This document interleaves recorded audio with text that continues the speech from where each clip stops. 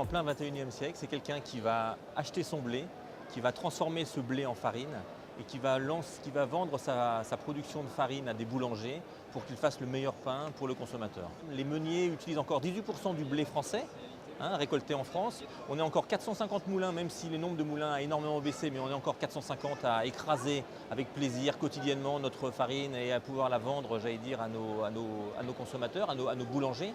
Et ce qu'on souhaite faire absolument avec la meunerie française, c'est vraiment relancer cette consommation de pain, c'est montrer que le pain, dans cet environnement de la place des céréales où on est 100% non alimentaire, pour ainsi dire que le blé, c'est avant tout le pain. C'est un produit qu'on a consommé pendant des années et qu'on consommera encore pendant très longtemps. Et on veut lui redonner ses vraies lettres de noblesse d'un point de vue alimentaire et diététique et nutritionnel. Le pain, c'est l'élément de base. Il y a des vitamines, il y a un peu de fibres, il y a les minéraux pour avoir suffisamment d'énergie dans l'année. C'est bon, c'est varié, il faut qu'on en mange beaucoup plus. Le pain, maintenant on peut le dire, le pain est sain. On a fait des études, on a mis au point une campagne de communication qui s'appelle l'Observatoire du pain, qui a pour but en fait d'apporter des notions qualitatives, nutritionnelles, scientifiques sur les valeurs du pain.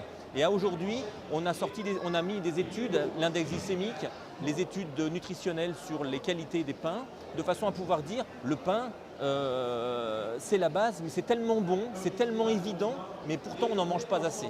Le pain est bon pour la santé, il doit être l'élément de base de notre alimentation et être présent à chaque repas, en quantité raisonnable bien sûr.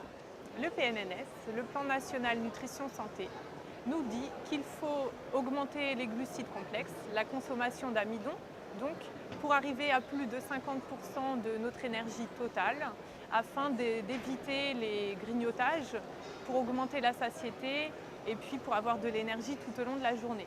D'où l'intérêt de manger du pain et des céréales en général. Il existe de multiples céréales, plus ou moins transformées. Elles doivent faire partie de notre alimentation quotidienne. On peut en consommer sans redouter l'obésité, bien sûr en restant dans des quantités raisonnables, en évitant aussi les produits très sucrés et les produits très gras.